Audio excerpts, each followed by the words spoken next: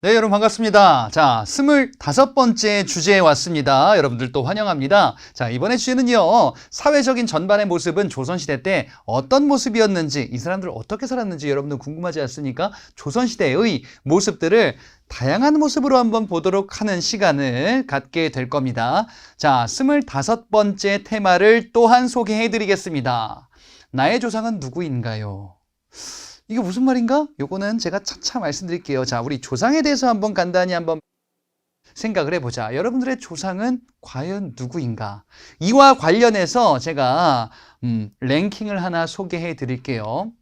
한국인들 성씨 순위 어떤 성이 제일 많은지 2015년 기준이긴 한데요. 자, 1위부터 5위까지 있습니다. 자, 5위는 정씨인데 1위부터 4위까지를 한번 맞춰보시기 바랍니다. 하나씩 공개해 드립니다. 바로 4위부터 공개합니다. 두구두구두구. 4위는 빠밤 최씨가 233만 명, 4.7%를 차지하고 있습니다. 그래요. 여러분들, 우리 주변에 최씨 있죠? 보통 한 명씩은. 그렇죠? 자, 3위. 점점 더 많아지는 이 성씨가 될 겁니다. 3위는 과연 누구누구누구누구 박씨입니다. 예, 박씨들 많죠. 419만 명, 와, 8.4%. 거의 이제 10% 육박하는 이런 인구수 비중을 차지하고 있네요. 1위와 2위는 뭔지 알 것 같기도 하고요. 자, 2위 과연 누구누구누구 이씨입니다. 야, 730만 명에 14.7%. 예. 그럼 1위는 당연히 빠밤 김씨죠. 예, 1000만 명이 넘네요. 와, 21.5%. 김이박최. 요거 합치면은 거의 가만히 있자. 한 40%, 50%, 한 절반 좀 안 되죠? 그치? 이 김이박최 너무 많죠. 우리 성씨가 이렇게 다양하구나. 다양한데 이렇게 일부 성씨에 상당히 많이 집중되어 있다라는 것을 또한 확인할 수가 있겠죠. 자, 이 성씨를 바탕으로 나의 조상은 김 누구야, 이 누구야, 박 누구야, 최 누구야 라고 이야기를 하겠죠. 이런 걸 알 수 있는 근거 자료들, 바로 이런 겁니다. 우리의 조상님은 이거 보면 알 수 있었습니다. 족보거든요. 현존하는 가장 오래된 족보는요, 안동권시 성화보라는 족보예요. 예, 지금 있는 발견된 족보 중에서 가장 오래됐다라고 공인된 족보예요. 그 외에 여러 가지 족보들도 여러분들 보셨을 겁니다. 그래, 이걸 보면은 우리 조상님은 이거구나. 뭐 어른들이 이런 거 얘기하면서 뭐 보여주시거나 너는 누구의 후손, 뭐 몇 대소냐 이런 거 얘기하시는 분들, 뭐 얘기 들어보신 이런 분들 많이 있을 겁니다. 자, 시간을 좀 거슬러 올라가 볼게요. 제가 어렸을 때입니다. 예, 귀엽죠? 이거 앞서도 제가 소개해드렸었던 제 사진이긴 한데 어렸을 때 뭐 통통한 어린이 임진석이 있습니다. 제가 초등학교를 다닐 때 학교에서 숙제가 있었어요. 바로 오늘의 주제입니다. 나의 조상은 누구인가요? 이걸 조사해 오래요. 예, 우리의 조상이 누구인지 각각 가서 알아보고 엄마 아빠한테 물어보고 찾아보세요. 이런 숙제가 있었어요. 그래서 이거를 물어봤는데 아버지가 저희 임씨잖아요. 임씨 누구 있는지 좀 찾아봐 그러시더라고요. 그래서 이거 숙제를 어떻게 해야 되는지 모르겠어. 아니 뭐 우리 조상님 뭐 친구들 얘기로는 자기 뭐 조상님이 누구는 뭐 김유신이라 하고 어떤 사람 누구 뭐 왕비의 뭐 후손이라고도 하고 막 그러는데 우리 뭐 누구를 써야 돼요? 그랬더니 임씨 누구 없어? 책 찾아보니까 병자호란 때 활약해서 임경업 장군이라고 있었어요. 이분이 우리 조상이에요? 그랬더니 그걸로 해. 그걸로 해가 무슨 말이지? 좀 혼란스러웠었어요. 그래서 이게 좀 거짓말한 것 같기도 하고 숙제는 했는데 이거 조금 그런 거예요. 그래서 제가 명절이 돼서 큰아버지 댁 가가지고 큰아버지한테 여쭤봤어요. 저희 그 조상님이 누구예요? 저희 그 혹시 족보 같은 거 막 있다고 하는데 족보 얘기를 그때 들었거든요. 저희도 족보 뭐 그런 거에 뭐 써 있지 않아요? 그랬더니 큰아버지가 뭐 다음 명절 때 보여줄게 그러시더라고요. 다음 명절이 돼가지고 이제 딱 봤는데 말이 없으시더라고. 당연히 저는 무슨 생각을 했냐면요. 우리 조상님도 뭔가 어떤 대단하신 분들 어디에 뭐가 있는 뭐 이런 걸 줄 알았는데 뭔가 근거가 없는 거예요. 못 찾은 거예요. 이런 양반들이 아니었나? 옛날에 뭔가 양반이나 왕이나 이런 인물들이 아니었나? 아, 우리 집은 약간 좀 이런 사람이 아니었나? 실망했었어요. 그래서 누구는 무슨 뭐 누구의 막 후손이다. 막 김유신의 후손 막 이런 사람도 있었어요. 뭐 그다음에 무슨 뭐 김씨들이 많으니까 뭐 가야의 왕족이래 자기들은. 막 이런 얘기들 막 있었거든요. 이시면은 막 이제 조선의 무슨 뭐 저기 이성계 후손의 뭐 누구의 왕비대 뭐 이런 얘기를 하니까 우리는 누군지 모르겠는 거예요. 그래가지고 이제 어머니한테 얘기했죠. 저희 어머니는 윤씨시거든요. 엄마 조상 이거 어떻게 된 건지 모르겠어요. 그랬더니 아이고 윤 씨였으면 좋았을 텐데 우리 어머니도 참 말하시는 게 예. 윤 씨는 왜요? 그랬더니 아유 윤 씨는 저기 우리 집안은 그 왕비 집안이었대요. 우리 어머니가 어머니 말로는 패비 윤 씨의 후손이었대요. 연산군. 예. 뭐 이렇게 막 되게 좋은 건 아닌 것 같은데 아무튼 예. 그러면서 이제 왕비의 후손이라고 이제 좋아하시더라고. 근데 뭐 우리는 없었던 거야. 그래서 상당히 좀 요렇게 좀 실망했었던 기억이 있습니다. 자, 우리의 성실 한번 다시 볼게요. 기미박최 너무 많지 않나요? 어떻게 된 거냐? 원래 기미박최가 아니었던 사람들이 기미박최의 성씨를 갖게 되는 이런 시기들이 많이 와요. 우리가 보는 조선시대 중에서도 조선 후기에 내가 원래는 양반이 아니었는데 성씨를 어떻게든 갖게 된다. 신분을 바꾸게 된 거예요. 그러면서 성씨를 좀 뭔가 있어 보이는 성씨 하고 싶은 거지. 뭐 옛 신라의 왕족, 옛 가야의 왕족 이씨, 조선 이씨랑 비슷하잖아요. 물론 조선의 이씨는 전주 이씨긴 한데 어찌됐건 한자가 같으니까 그걸로 쓰는 거야. 박씨, 옛 신라의 왕족이죠. 박격거세 후손. 그죠? 최씨는 뭡니까? 최씨는 뭐 최치원이라든지 그다음에 최승로라든지 신라 고려 조선까지 이어지는 지배층의 최씨가 좀 있었어요. 그러니까 이제 이걸 따라 쓴 거지. 그렇지? 이런 사람들이 많았었던 거예요. 그럼 우리 집은 뭘까요? 예. 어떤 사연이 있었는지는 모르겠으나 저의 조상은 물론 뭐 양반이었을 수도 있고 아니면은 평민이었을 수도 있고 뭐 노비였을 수도 있는 거죠. 그렇지? 어찌됐건 간에 변화를 거쳐서 결국에는 뭔가 족보를 확보하지는 못했었나 보다 아니면은 뭔가 어디다 분실했을 수도 있고요. 그게 어린 마음에는 상당히 좀 상처가 되기도 했었던 거지. 이런 의문을 갖게 되는 거예요. 전부 다 양반의 후손이래, 누구 왕족의 후손이래. 그러면 농사는 누가 지은 거야 대체? 그렇지? 그러면 우리가 알고 있는 우리의 조상은 우리의 진짜 조상이 아닐 수도 있는 거예요. 그렇게 그냥 믿고 싶은 거지. 그죠? 예. 이게 바로 팩트이지 않을까. 바로 우리가 보려고 하는 신분제와 관련한 내용입니다. 하나씩 보도록 하죠. 자, 조선시대의 신분제를 보도록 할 건데요. 일단 조선 전기의 사회를 볼 겁니다. 신분은 크게는 4가지로 구분이 됩니다. 자, 최고 지배층이 조선시대 때는 양반이라고 불리는 계층이에요. 자, 근데 여러분 양반이라는 말은 원래 신분을 의미하는 단어가 아니고요. 문반과 무반을 지칭하는 단어예요. 문반은 문관을 얘기합니다. 일반 고위직 관리를 얘기해요. 무반은 고위 장교들을 의미해요. 그러니까 공무원들 중에서 좀 급수가 높은 사람들을 합쳐서 양반이라고 부른 거거든요. 그러면은 고위 공무원이라는 말이 양반이에요, 곧. 그럼 신분의 개념이 아니죠. 왜? 양반의 부인이 있어요. 양반이에요? 아니잖아. 공무원이 아니잖아. 그죠? 아니, 우리 남편이 고위 공무원이야. 알겠는데요. 부인께서는 아니시잖아요. 그렇잖아. 그럼 양반의 개념은 신분의 개념이 아닌 거예요. 근데 그냥 다 양반이라고 부르기 시작해요. 신분처럼.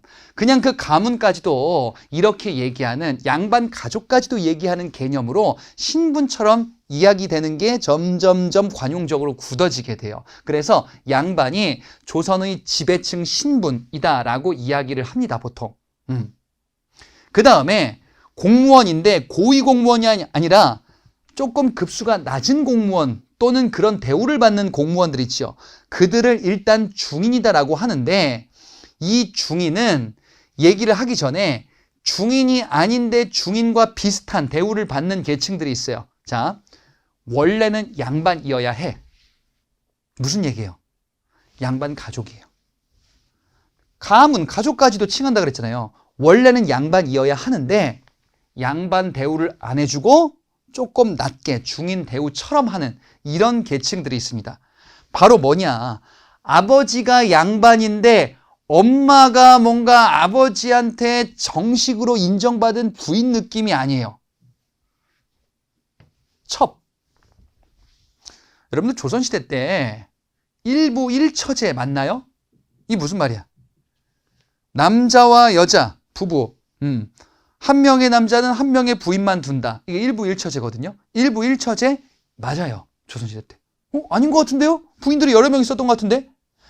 정실 부인, 진짜 부인은 한 명이고 나머지는 첩으로 두는 거예요. 예, 약간 좀 뭔가 변질된 제도처럼 조선시대 때 이게 굳어지거든요. 그러면 조선시대 때 진짜 부인의 아들, 딸은 진짜 양반 대우 가족을 해요. 근데 첩이다라고 하면은 첩은 정식 가족원처럼 이렇게 인정을 안 해줘요. 그들이 낳은 자식 서자와 얼자다라고 합니다. 예, 합쳐서 서얼이다라고 이야기를 해요. 서얼들은 원래는 양반이어야 하는데 대우를 안 해주는 거예요. 예, 엄마가 첩이다라고 하는 거야. 여러분 홍길동전에서 그거 나오잖아요. 아버지를 아버지라 부르지 못한다. 예, 아버지가 양반이에요. 근데 아버지가 내 아버지인데 뭔가 대우를 못 받는 것 같은 거예요. 이런 차별인. 이들은 제도적인 차별도 있습니다. 바로 뭐냐? 과거 시험 중에서 핵심인 문과 응시가 금지되어 있어요. 과거 시험은 여러분들 조선시대 때 앞서 본 것처럼 문과, 묵과, 잡과 이렇게 세 가지가 있거든요. 그 중에서 가장 으뜸으로 치는 거는 문과입니다. 이 문과 응시를 서얼은 할 수가 없는 게 조선시대 때 일단 기본적인 모습이에요. 왜? 서얼들은 이런 중요한 직책 맡으면 안 된다라고 제도적으로 차별을 해둔 거예요.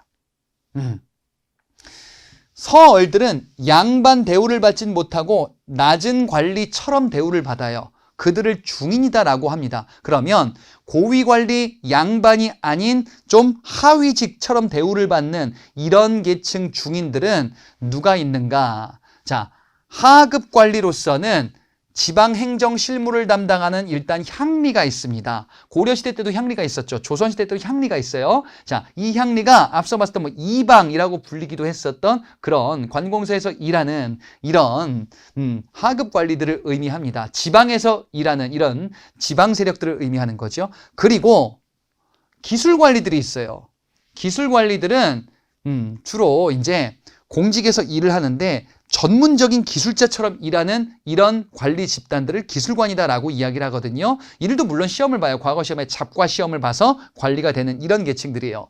대표적으로 역관과 의관들이 있어요. 역관은 통역관을 의미합니다. 외국어를 잘하는 이런 관리들. 그 다음에 의관은 의술, 의사들이에요. 이들은 양반보다는 낮은 대우를 받았습니다. 자, 그래서 뭐라고 하냐? 기술직 중인이다라고 합니다. 기술관리들 의미하는 거예요. 기술관리들과 향리 같은 이런 관리는 대우가 낮은 취급을 받았거든요. 그래서 양반보다는 낮은 신분으로 대우하게 되니 이들을 중인이다라고 하는데 중인과 서얼은 다르긴 한데 서얼이 중인과 비슷한 대우를 받기도 했었던 겁니다. 자, 그 다음에 일반민들입니다. 앞서 봤었던 양반과 중인 같은 경우는 주로 이제 지배층 공무원들이겠죠. 근데 대다수는 일반 농민일 거 아니에요. 그렇잖아. 아니, 그러니까 우리 조상들이 다 무슨 뭐 양반이고 누구 왕족이고 하면은 이 농민들은 누구야? 농민들은 뭐 자식을 낳지 않았나요? 그렇지 않잖아. 이 농민들, 바로 이제, 농민이 대다수 있고요. 수공업자 상인과 같은 이런 계층들이 대표적이다라고 이야기를 합니다. 생산활동에 종사하는 일반민들이에요. 이들을 상민이다라고 이야기를 합니다. 자, 상민은 일반민들이에요. 공무원이 아닌 일반민들. 그죠? 근데 이 상민들 중에서 일하는데 뭔가 공적인 일을 하는데 굉장히 천하기 때문에 좀 낮게 대우하는 일반민들이 있어요. 실량역천이다라고 합니다. 자, 신부는 양인이에요. 자, 양인이라는 말은 무슨 말이냐면요. 천민이 아니면 양인이에요. 이렇게 한번 그려볼게요. 조선의 신부는 천민과 양인으로 구성되어 있어요. 천민이 아니면 일반민이거든요. 이 천민은 노비라고 생각하시면 돼요. 좀 이따가 말씀드릴 건데. 자, 양인은 일반민이에요. 사람 대우받는 일반민이에요. 이 양인을 다시 나눈 거예요. 어떻게? 양반, 중인, 그 다음에 상민 이렇게 나눈 거예요. 그러면은 상민은 양인이 된 것이요. 신분상은 양인인데 역할이 천해. 그래가지고 좀 천대받는 이런 계층들이 있습니다. 대표적으로 노 젓는 수군 같은 게 있어요. 노를 젓는다라는 거는 엄청나게 힘든 일이에요. 예, 엄청나게 힘들기 때문에 천하다라는 이런 인식이 있었어요. 노 젓는 게 그렇게 힘드니까 궁금하시면 오리보트 같은 거 타보시면 돼요. 예, 정말 다리에 알이 배도록 하는데 앞으로 잘 안 나가. 그죠? 노 젓는 사람들은요, 육체 노동의 끝판왕격인 이런 사람들이. 예. 그러니까 조선시대 때 봤을 때 상당히 좀 힘들게 일한다라는 이런 잘못된 인식이 있었던 겁니다. 예. 또는 뭐 이제 관청에서 심부름꾼, 예. 이런 거 하는, 허드렛 일하는 이런 심부름꾼들 같은 게 뭐 조례다라고도 이야기를 하기도 해요. 자, 그래서 이런 계층들은 천대받기도 했었던 계층들입니다. 자, 다음에 천민입니다. 천민은 양인이 아닌 계층들이에요. 대표적으로 노비가 있습니다. 사람 대우받지 못했었던, 재산 취급받기도 했었던 노비가 있어요. 자, 천민은 아닌데 천민처럼 대우받는 계층들이 또한 있는데 대표적으로 백정이 있습니다. 노비는 일단 재산으로 취급돼요. 그러니까 내가 자유가 없는 거예요. 누군가의 재산이 되는 거지. 관청에 소속되어 있으면 공노비, 개인의 소유물이면 산노비 이렇게 부르거든요. 근데 백정이란 계층도 노비랑 비슷한 대우를 받기도 했었던 사람들이에요. 일단 백정을 소개해드리자면요. 이 사람들은요, 원래는 고려시대 때에는 일반민들이에요. 고려시대 때 백정이다라고 하면은 정말 농민들을 지칭하는 단어였었거든요. 근데 이 조선시대 때 백정이다라고 하면요, 다른 의미예요. 자, 일단 화척과 양수척이라고 불리는 계층들이 있었어요. 고려시대 때 이들이 뭐 했었냐면요, 주로 도살업에 종사했었던 계층들이거든요. 어디에서 왔냐? 거란족, 여진족 이런 출신들이 많아요. 이민족 출신인데 이 땅에 정착을 한 거예요. 유목민족이었었다가 농경민족이 됐어요. 농사를 지어야 되는데 서툰 거야. 근데 뭘 잘하냐? 고기를 다루는 건 잘하는 거예요. 그래서 이들이 도살업 같은 이런 업종에 종사하면서 조선 땅에서 생활을 이어갈 건데 천대받은 거예요. 저 오랑캐 자식 이렇게 취급을 받기도 한 겁니다. 그들이 바로 화척과 양수척이었어요. 근데 오랫동안 이 땅에 살았으면은 이제 우리 주민으로 인정을 해줘야죠. 그래서 이들을 백정이라고 부르기 시작한 거예요. 원래 백정이 뭐야? 농민이었죠. 그러니까 너희들도 일반 농민과 같은 표현을 써줄게 라고 한 거예요. 그랬더니 농민들 입장에서는 저들과 섞이기 싫은 거예요.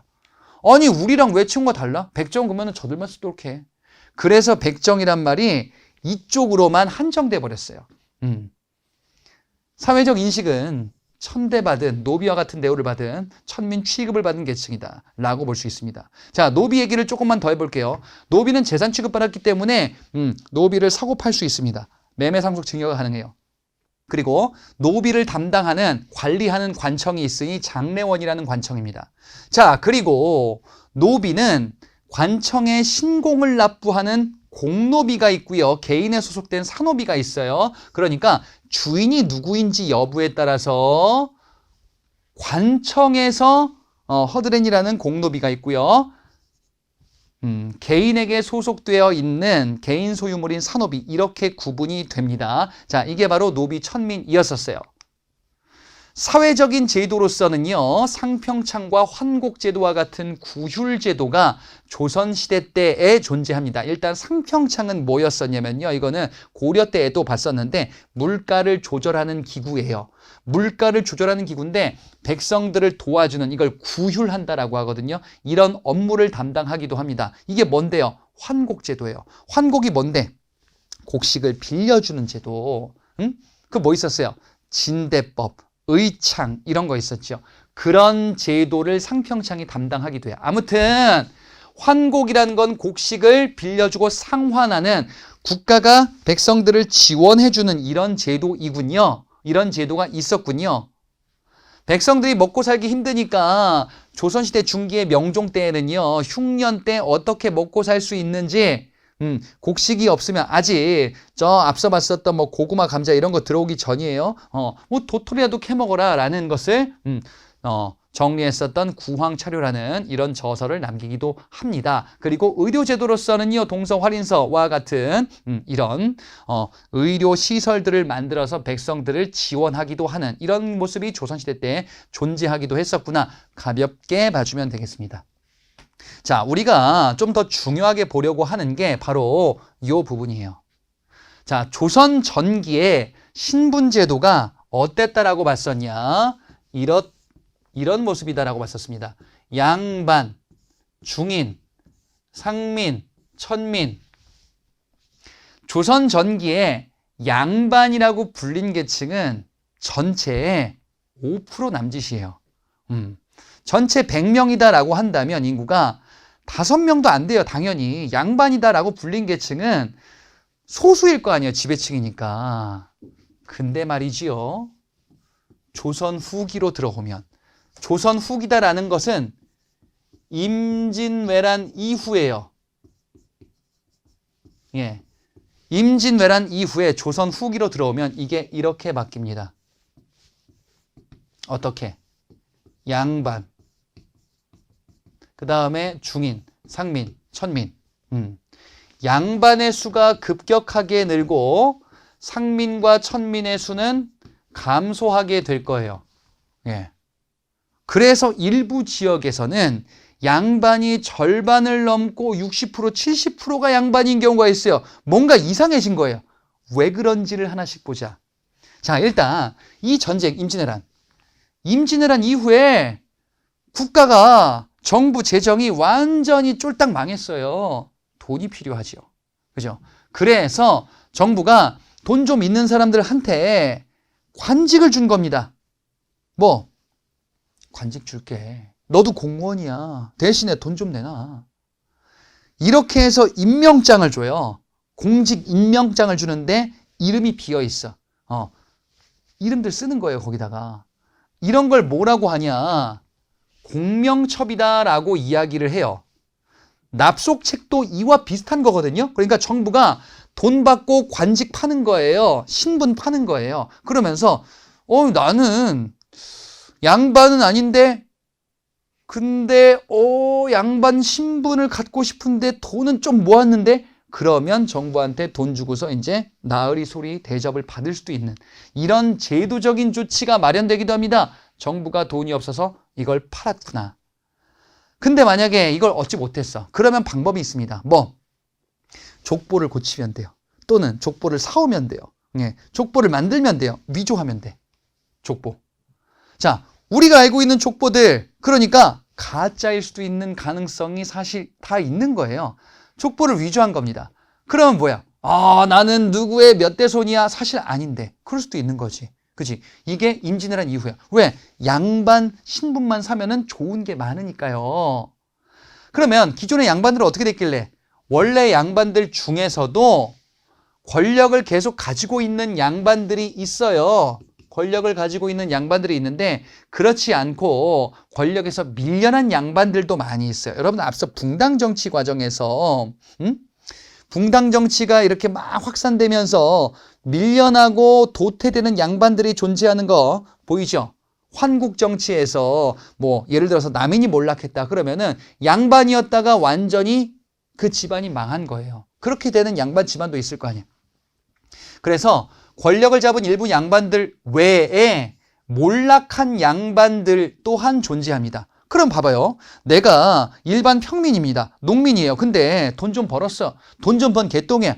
근데 잔반이라고 불리는 거의 양반인데 아우 진짜 행색이 너무 누추하셔. 집에 쌀이 없어. 맨날 배고파가지고 굶주려서 거의 막 뭐 힘들게 사시는 이런 분이 있어.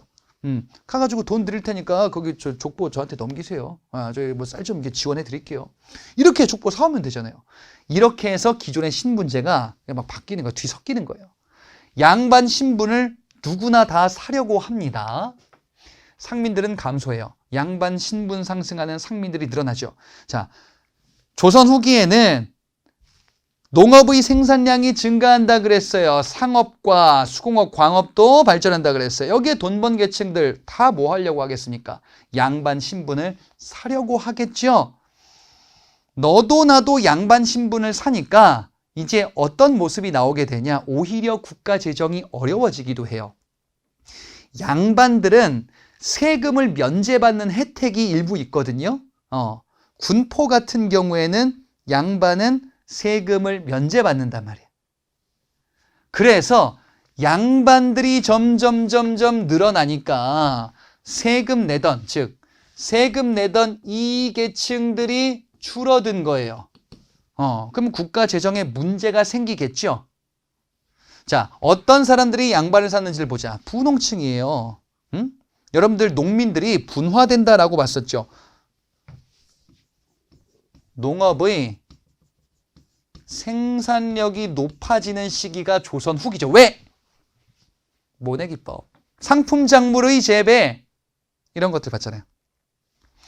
농업의 생산력이 높아지는데 일부 일 잘하는 농민들은 부농이 돼서 떵떵거리고 사는 거지. 그렇지 못한 농민들은 몰락하는 거예요. 이 몰락 농민들은 일꾼으로서 임금 받는 노동자로 여기저기 떠도는 거예요. 이들을 임노동자다라고 이야기를 합니다. 자, 농민들이 분화됐죠. 나눠졌죠. 이 농민층의 분화다라고 이야기를 합니다. 자, 부를 축적한 농민들, 농민, 부농층. 그러면 뭐 하겠어요? 양반으로 신분 상승을 하려고 하겠죠. 돈 좀 있으니까요. 자, 양반으로 신분 상승을 한다. 그러면 전체적으로 앞서 본 것처럼 상민의 수가 점점 줄어들게 됩니다. 그럼 국가 재정에 문제가 생기죠. 그럼 국가가 어떻게 하면 되냐? 이들을, 즉 천민을 상민으로 올리면 돼요. 자, 천민은 노비들을 생각하시면 돼요. 누군가의 소유물이죠. 세금 내는 계층이 아니에요. 주인에게 봉사하는, 일을 하는 이런 계층이에요. 이들을 해방시키면은 세금 내는 자유민이 되네? 국가는 세금을 내는 상민층을 늘리기 위해서 천민들, 노비들을 상민으로 바꾸는 정책들을 하게 됩니다. 자, 원래 노비가 되기 위해서는요, 어떻게 하면 되냐?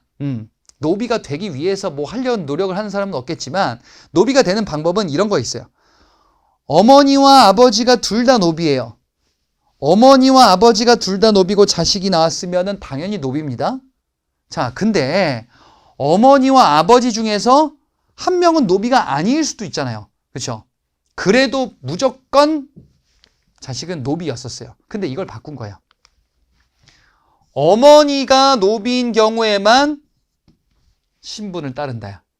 어머니가 노비인데 아버지는 노비가 아니에요.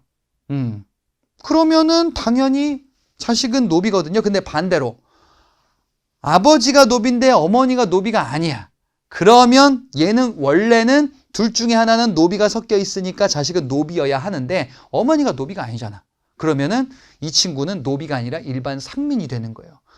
그러면은 이거는 노비의 수를 줄이기 위한 방안이에요. 정부가 노비의 수를 줄이기 위한 이런 정책을 하는 이유는 노비들은 세금을 내는 계층이 아니란 말이에요. 그러니까 상민이 돼서 넌 자유롭게 활동해. 대신에 상민이 돼가지고 세금을 내주었으면 좋겠어 라는 겁니다. 그러다가 관청 소속의 노비들 상당수를 해방시키기도 할 겁니다. 공노비를 해방시키기도 해요. 왜? 노비에서 해방시켜서 이제 세금을 내는 상민층이 돼 주었으면 좋겠어라는 거지요. 자, 그러면 다시 그리면요. 조선 후기의 모습은 양반이 너무 많아요. 그 다음에 중인, 상민, 이들이 둘 다 감소했다 그랬죠.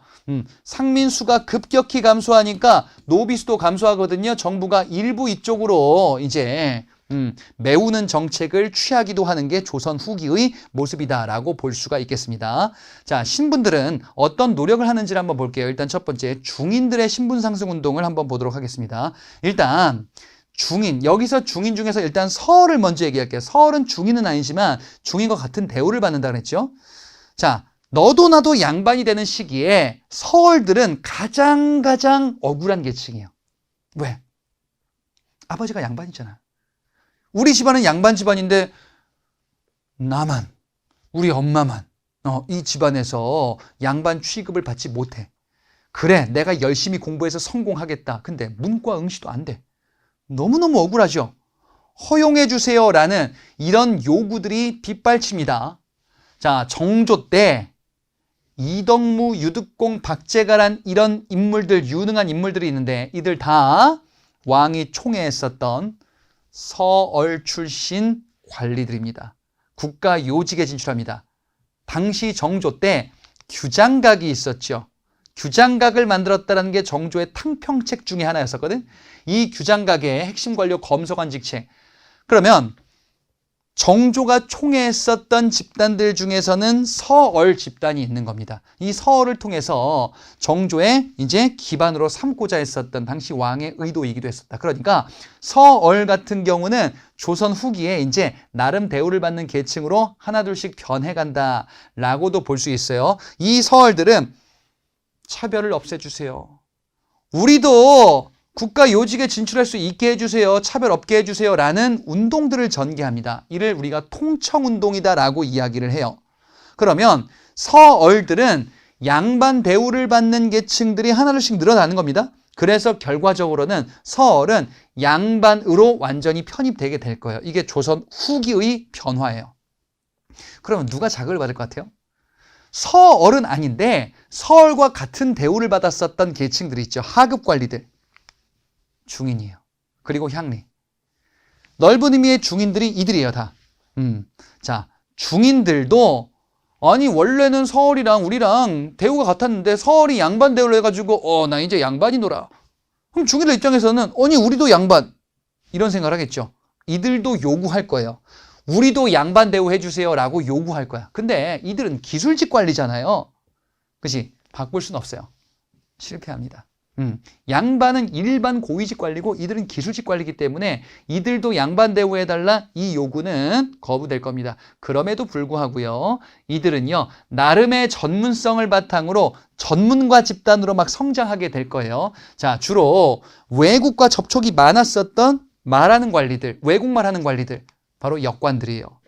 외국 문물을 수용하면서 뭔가 이제 조선을 발전시키고 변화시킬 수 있는 선구자 집단이 되기도 할 겁니다. 그리고 우리 양반 대우 못 받아? 그러면 양반 흉내 내면 되지 뭐. 양반 흉내를 내기 시작해요. 자, 양반들은 기본적으로 학자들이면서 문학인들이에요. 우리도 문학 활동하면 되지. 시사라는 문학, 문예 모임을 만들기도 합니다. 문학 예술 활동을 하는 거예요. 양반들 하는 것처럼 우리도 하자. 이게 시사예요. 그리고 이들이 짓는 문학, 이들이 만들고 즐기는 문학을 위항문학이다라고 이야기를 해요. 이 중인들을 위항인이다라고도 불렸었거든요. 그러니까 뭐 하는 거야 지금? 기술직 중인들이 양반 코스프레 하는 거예요. 그러면서 양반 대우 우리가 확실하게 못 받으면은 흉내 내면 되지 뭐. 그러면 그게 양반이지 않겠어? 라고 하는 이런 시대다. 그러니까 신분제도 자체가 뭔가 좀 문란하게 운영되고 있었던 동요하고 있는 당시의 모습을 보여준다라고 볼 수 있습니다. 향리도 우리도 좀 대우를 개선해달라는 이런 요구들도 물론 있었습니다. 넓은 의미의 다 중인들 얘기하는 거죠. 자, 이 조선 후기에 가족제도의 변화는 어떤 모습으로 변화되는지 요걸 한번 정리해 보도록 할게요. 자, 조선 전기까지는 뭔가 아버지 쪽과 어머니 쪽, 그러니까 남자와 여자 쪽에 차별이 있는 건 아니었었던 시대였었습니다. 예. 그러니까 뭐 가족 내에서 큰 차별은 있는 건 아니었었던 시대였었다. 그래서 부계와 모계가 함께 영향을 미치던 이런 시대였었고요. 그 다음에 자녀들에 대해서도 상속이 비교적 공정했었어요. 뭐 아들, 딸 차별이 있는 것도 아니고 큰아들과 그 외에 차별이 있는 것도 아닌 균등 상속의 원칙을 바탕으로 하고 있었고요. 그 다음에 제사도 돌아가면서 지냅니다. 이거는 권리와 의무라고 보시면 돼요. 예. 내가 자식으로서 부모의 재산을 상속받을 수 있는 권리가 있습니다. 대신에 의무로서는 부모를 섬겨야지요. 그게 이제 이후에 제사로도 이어지는 거거든요. 그래, 자식 간에 이런 차별이 없었던 시대가 그 이전, 조선 후기 이전, 전기까지의 모습이었다라고 볼 수 있습니다. 자, 그리고 아들이 없어요. 그럼 딸이 당연히 제사를 지내는 거죠. 똑같은 자식이니까요. 근데요, 이게 조선 후기 때 바뀌기 시작해요. 어떻게 바뀌냐? 부계 위주 가족 형태로 바뀌어요. 뭐라고 하냐? 시집을 가는 거예요. 시집을 간다? 시댁에 가는 거예요. 그죠? 결혼을 하면은 여자가 시댁에 가서 사는 거야. 불편하지 않겠어요? 아니 뭐 다 가족으로서 편하게 지내면 되지 않습니까? 불편하잖아. 진짜 엄마가 아니잖아요. 옛날에는 그래서 이 이전에는요. 남자가 처가살이 하는 게 일반적이에요. 남자가 처가살이 하는 게 편하지. 왜? 남자는 차별합니까? 그런 게 아니고 옛날에는 남자가 사회생활을 했었잖아요. 남자는 밖에 있고 여자는 집안이라면은 자기 집 쪽 사람들과 있는 게 편할 거 아니에요. 그래서 처가살이라는 게 일반적이었거든. 근데 조선 후기 때는요. 남자가 위다, 여자는 아래다 라는 이런 인식이 확산되는 시기예요.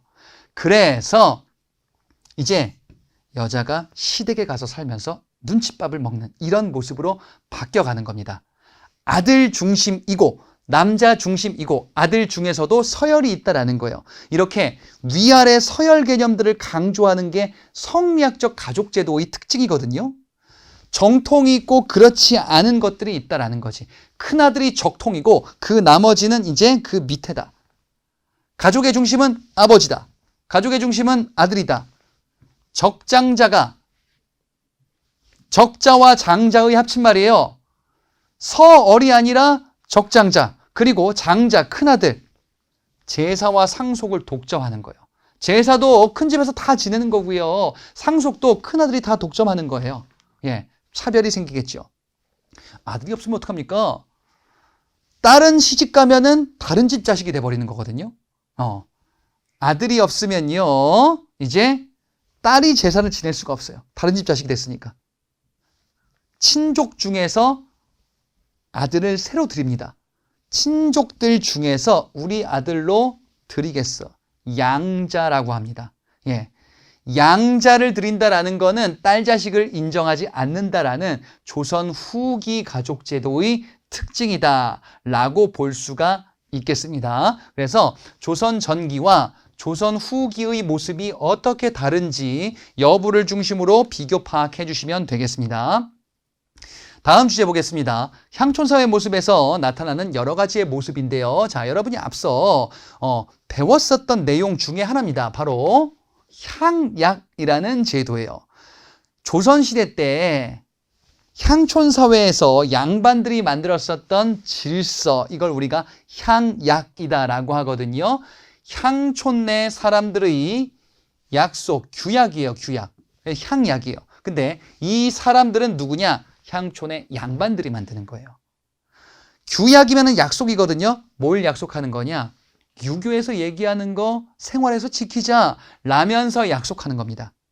이것을 백성들에게 지키도록 하는 거예요. 이게 사회 질서이고 바로 양반 살인들이, 여러분들 훈구와 살인 봤었죠?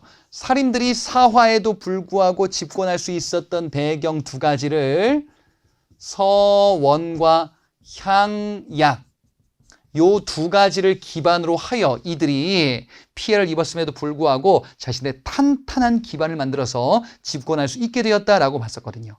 그게 향약이다. 자, 이 향약은요, 중종 때 조광조가 처음 시작하고 도입했었던 제도예요. 네. 근데 이제 중종 때 조광조는요, 여러분 앞서 봤었던 사화에서 죽었죠. 기묘사화로 죽었죠. 그래서 이 향약이 널리 확산되지 못하고 나중에 이황과 이이, 이 두 인물들에 의해서 전국적으로 많이 확산되게 될 겁니다. 그래서 향촌사회에서 양반들이 자신들의 질서, 즉 유교 성리학 질서를 만드는, 그래서 우리나라가 이제 유교 국가로 본격적으로 바뀌게 되는 계기 중에 하나가 향약이라는 제도였었던 겁니다. 자, 향약에는 여러 직책들이 막 이렇게 있는데요. 대표적으로 약정이라는 간부 직책, 그리고 도약정 등등 향약 규약을 총괄하는 직책들, 바로 이렇게 구성이 되어 있습니다. 자, 역할이다라고 한다면요, 향촌 자체예요. 이건 정부가 주도해서 만든 게 아니라 지역사회 양반들이 우리 지역을 성리학 국가로 잘 발전시키고 변화시키겠습니다 라고 해서 만든 겁니다. 그런데 문제는 뭐예요? 양반들이 백성들을 괴롭히는 수단이 될 수도 있죠. 규약이다라는 거는 지키지 않으면은 여러 가지 제재가 가해지기도 할 거 아니에요. 그래서 향약은 이런 부작용도 있었으나 조선시대 때 향촌사회에 아주 중요한 핵심적인 역할을 하는 이런 규약으로 자리를 잡게 됩니다. 그럼 향촌의 모습을 조금만 더 보도록 할게요. 자, 조선 후기가 되면은 양반의 지배력이 약화됩니다. 기존 양반들의 지배력은 약화되는 시기가 조선 후기다라고 볼 수 있어요. 왜요? 양반들 중에서 몰락하는 양반들도 많이 있거든요. 양반들 중에서 붕당 정치에서 패배했어. 그래가지고 이제 겨우겨우 연명하는 이런 양반들도 있는데, 이 기존의 양반들의 권위는 약화되고 하락하게 돼요. 기존의 양반들의 권위는 약화됩니다. 그런데 새롭게 양반층으로 편입되는 계층이 있네. 바로 분홍층이에요. 분홍층은 원래는 일반 평민이었는데 신분을 돈 주고 샀어요. 원래는 그냥 농사짓던 개똥이었는데 신분을 돈 주고 샀어요. 그러면 향촌사에서 어떤 일이 벌어질까? 몰락한 양반들이 그래도 내가 우리 집안 뼈대 있는 양반이었지, 다시 가문을 일으켜야 될 텐데 이러고 하는데, 이 농사짓던 개똥이가 갑자기 돋보자로 휘날리면서 막 가는 거야. 내가 잘못 봤나? 네 이놈, 저요? 그래, 너 개똥이 아니냐? 뭐 그런데요? 네 이놈, 양반을 보면 인사를 해야지 왜 인사를 안 하느냐? 아니 뭐 왜? 이놈이 양반 알기를 우습게 하는구나. 뭐 저도 양반인데 그 말이 좀 심하시네. 양반이라니. 개똥이가 신분을 돈 주고 산 거예요.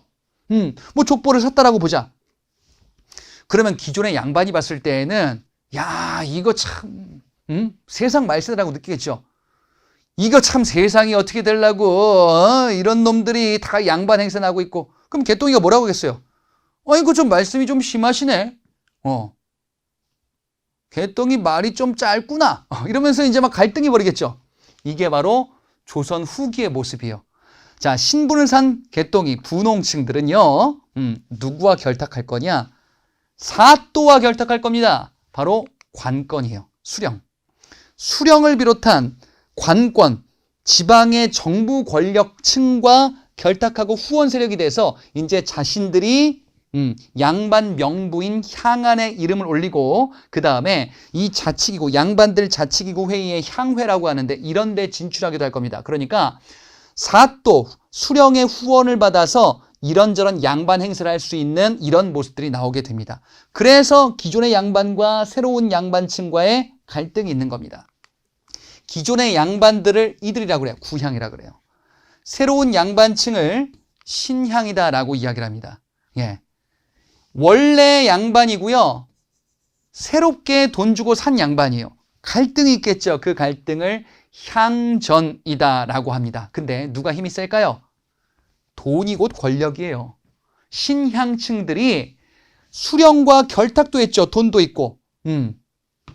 수령과 향리가 바로 관청의 권력이거든요. 관권이에요. 이러면서 이들의 힘이 강해지고 바로 이제 신향층의 권력 또한 강해지는 모습으로 나오는 게 조선 후기의 모습이다라고 살펴볼 수가 있겠습니다. 자, 이렇게 우리 조선 후기의 모습들을 여러 각도로 살펴봤었습니다. 이게 신문제도 어떻게 변했는지 여부와 더불어서 조선 후기 향촌사회 질서가 크게 변화되는 모습을 살펴봤었죠. 그리고 이와 더불어서 향약이라는 제도가 양반들에 의해서 만들어지고 이것이 이제 정착된 모습 또한 조선시대 모습이다. 그래서 조선 전기와 후기를 비교 파악하는 데 중점을 들여주시면 되겠습니다. 이론 강의 여기까지 하고요. 문제풀이 확인 차원에서 한번 또 보도록 하겠습니다. 네, 조선의 사회 모습에 대한 내용 기출문제 통해서 내용을 확인해 보도록 하겠습니다. 1번 보겠습니다. 다음 시기 가한하신 분에 대한 설명으로 옳은 것을 보기에서 골라보자. 자, 지금 보니까 그래프의 비중이 이렇게 바뀌고 있습니다. 쭉 이렇게 바뀌고 있다라는 시간적인 흐름을 한번 보시면 어떤가? 파란색이 엄청나게 늘어나고 있어요, 지금. 예, 파란색의 비중이 굉장히 늘어나고 있구나. 그 다음에 빨간색은 되게 많이 줄었네요. 자, 그러면 조선 후기 신분에서 급격하게 늘어나는 비중이 되는 신분은 누구이냐? 바로 양반이 되겠죠. 조선 후기에는요, 양반의 비중이 엄청나게 늘어나게 된다라는 것을 살펴봤었는데 양반 신분을 돈 주고 사는 이러한 현상들이 만연하게 되는 시기와 관련이 있죠. 그 다음에 초록색도 줄어들긴 하는데 빨간색이 엄청나게 또한 줄어들게 되지요. 자, 나가 누구냐면요, 바로 노비들입니다. 노비의 비중이 상당히 많이 줄었구나. 왜냐? 이들이 양반으로 많이 넘어가니까 정부의 입장에서는요, 평민층들, 일반 상민이다라고 했었죠. 이들의 비중이 주니 안 되겠다. 양반을 이쪽으로 편입시켜야겠, 그죠? 양반이 아니라 노비를 평민층인 상민으로 편입시켜야겠다라는 이러한 정책을 취하게 되죠. 예, 이게 바로 이제 정부 재정 문제와 관련이 있었다라고 살펴봤었습니다. 그래서 조선 후기 때는요, 양반 수의 급격한 증가와 노비의 급격한 감소, 그리고 상민들 역시 그 비중이 줄게 된다라는 게 결론이기도 했습니다. 자, 그러면 가는 양반이고요. 나는 노비들입니다. 기억 보겠습니다. 수군 조례들의 천역에 종사하였다. 양반이요? 그럴 리가요.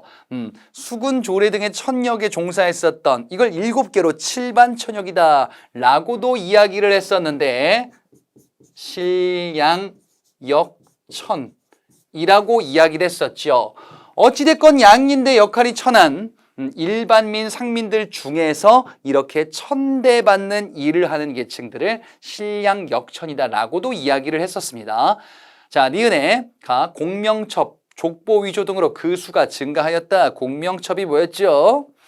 이름이 비어있는 관직 임명장이에요. 그래가지고 이거 돈 주고 사가지고 양반 신문 따갖고 족보를 위조하고 구입하기도 하고, 그래서 양반 뼈대 있는 가문의 집안에 요거를 돈 주고서 사는구나.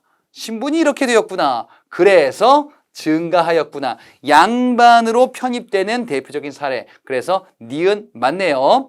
자, 디귿에 매매상속 증여의 대상이었었다. 매매상속 증여의 대상이다라는 거는요, 천민층, 노비다라는 걸 의미하는 것이요. 그래서 일반민이 아니라 재산 취급을 받기도 했었던 이런 계층이다. 그래서 니은과 디귿 요 두 가지가 옳은 지문이 되겠네요. 그럼 리을이 틀렸나 봐? 한번 보자.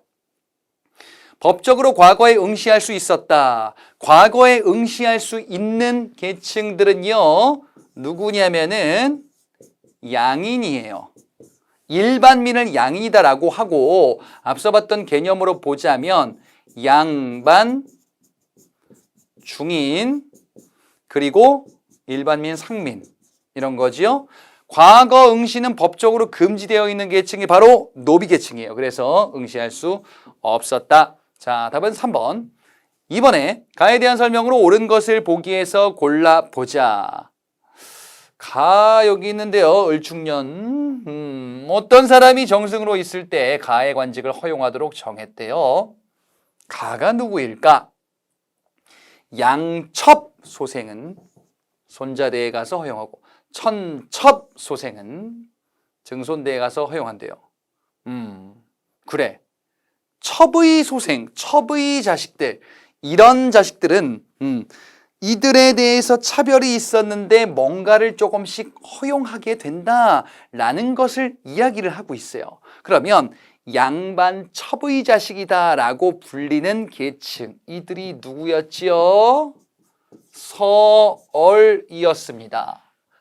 서자와 얼자, 서얼입니다. 자, 이 서얼은요, 양반 대우를 받아야 하는데, 그런데 양반 대우를 하지 않았기 때문에 또 문과 응시가 금지되어 있는 계층이기도 했었죠. 서얼 같은 경우. 물론 과거 시험 볼 수 있어요. 과거 시험 자체가 금지된 건 아까 봤던 노비죠. 근데 핵심 과거 시험인 문과 응시가 금지되었다는 것은 서얼 입장에서는 상당히 좀 불만이 있어요. 그래서 이에 대한 차별을 없애달라는 요구들이 있었고 일부 이렇게 차별하는 모습들을 조금씩 허용하는 그런 내용들이 소개가 된다. 그와 관련한 모습이네요. 그래서 가는 서얼이 되겠네요. 서얼에 대해서 옳은 것을 골라주시면 되겠습니다. 기억에 화척, 양수척 등으로 불렸다.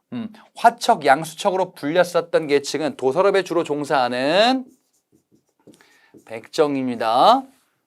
사실상 천민의 대우를 받기도 했었던 백정. 니은에 수차례 통청운동을 전개하였다. 차별을 없애주세요 요청하는 거지요. 맞습니다. 그래서 지금 이러한 결과물들이 나오게 된 겁니다. 디귿에 규장각 검사관에 등용되기도 하였다. 언제? 정조 시기 때.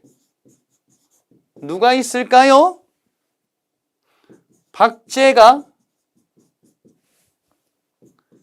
유득공, 이덕무 이런 사람들이 대표적인 서얼 출신 인물들입니다. 그래서 니은 디귿이 맞겠죠. 리을은 저기 일제강점기 때 등장하는 내용이거든요. 차별 철폐를 위해서 조선 형평사를 조직하였다. 예, 요것도 형평운동 백정에 해당하는 내용인데 요건 일제강점기 때 등장하는 형평운동이라는 주제에서 등장하는 포인트입니다. 자, 답은 3번. 3번 문제입니다. 가시물에 대한 설명으로 옳은 것을 골라보자. 변승업이라는 분, 이런 사람이 있대요. 역관 변승업의 할아버지를 모델로 하고 있대. 사역원 소속의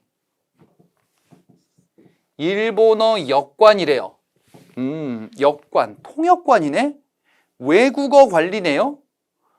역관과 같은 신분, 그리고 의관, 천문관, 율관 이런 사람들은요, 주로 이제 외국어를 하기도 하고 또 과학과 관련된 일을 하기도 하는 전문직, 바로 공무원들. 뭡니까? 기술직이죠. 기술직 중인들을 이야기를 하고 있구나. 대표적으로 시험에서 많이 다루는 기술직이 의관과 역관이에요. 이 둘을 딱 세트로 알아두시면 되겠습니다. 중인이구나. 중인에 대해서 옳은 것을 골라주시면 되겠다. 1번에 소속관청에 신공을 바쳤다. 노비 중에서 외거 노비들에 해당합니다. 관청 밖에 거주하는 이런 노비들. 노비입니다. 신공을 바치면서 출퇴근도 가능한 노비들이에요. 이번에 매매상속 증여의 대상이 되었다. 마찬가지로 노비에 해당하는 내용이지요. 재산 취급받았다. 그 얘기니까 3번 원칙적으로 관직에 과거에 응시할 수 없었다. 그래, 노비다. 과거에 응시할 수 없는 계층은 노비가 유일해요. 과거 시험 자체 응시 자격이 없는 거지. 재산 취급받았던 노비다. 4번에 장례원을 통해서 국가의 관리를 받았다. 장례원, 노비를 관장하는 국가관청 중에 하나다. 그래서 다 노비구나. 5번 조선 후기 시사를 조직해서 위항 문학활동을 하였다. 시사, 중인들 입장에서는요, 양반 대우 받고 싶어요. 기술직이 아니라 일반 문관처럼 대우를 받고 싶어요. 그래서 문인들이 하는 것처럼 글짓기 모임을 만들었으니 그것을 우리가 시사라고 하고요. 그런 문학을 위항문학이다. 이들을 위항인이다라고도 했으니까요. 그렇구나. 5번이 되겠습니다. 4번 문제입니다. 가에 대한 설명으로 옳은 것을 골라보자. 처음 가를 정할 때 가는 뭔가 정하는 건가 봐요. 양문을 통해서. 이게 뭐지? 조금만 기다려봐. 허물을 고치기 위해서 약계, 서원에 모아놓고 약법을 의논했대. 도약정. 약자가 계속 반복되고 있죠. 아플 때 먹는 약 그거 아니에요? 이게 뭐지? 뒤에 보니까 물건으로 부조할 때 약원이 사망했다라고 하면 또 약자가 나왔어요. 약정에게 고하여. 약정. 여기서 약이 약정에서의 약인가 봐. 그죠? 그러면 이거 뭐 얘기하는 거냐? 규약을 얘기하는 거예요. 왜? 이게 향약이니까. 향촌사회 규약. 향약의 키워드 중에 간부직책인 약정이라고 있었다라는 것을 키워드로 봤었잖아요. 향약은 조선 중기 사림들이 중심돼서 만들기 시작했었던 게 향약이었었다. 예, 이 향약 바로 향촌사회 규약으로서 살인들의 향촌사회 기반으로 기능하게 되는데요. 서원과 더불어서 살인들의 기반으로 자리를 잡는 요거는 규약인 제도다. 자, 그러면 향약에 대해서 옳은 것을 골라주시면 되겠죠.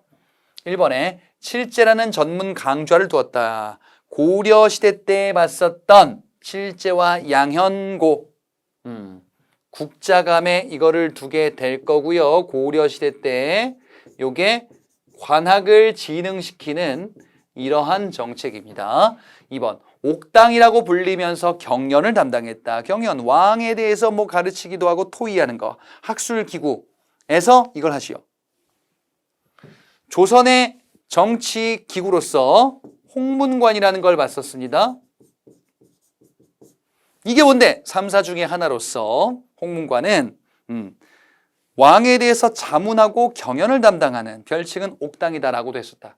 3번에 중앙에서 파견된 교수나 훈도가 지도하였다. 요거는 뒤에 나올 텐데요.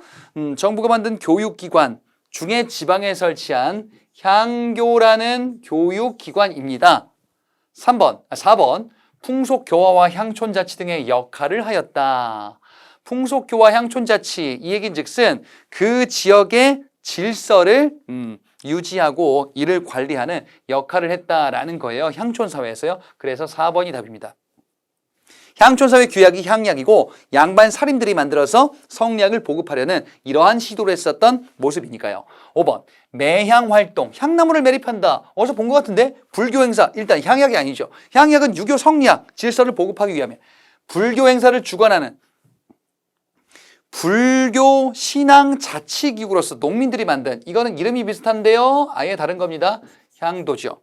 예, 농민들의 불교 신앙 자치기구 향도, 매향 활동을 전개하였다라는 것을 앞에서 살펴봤었습니다. 자, 이렇게 우리 사회편 마무리했습니다.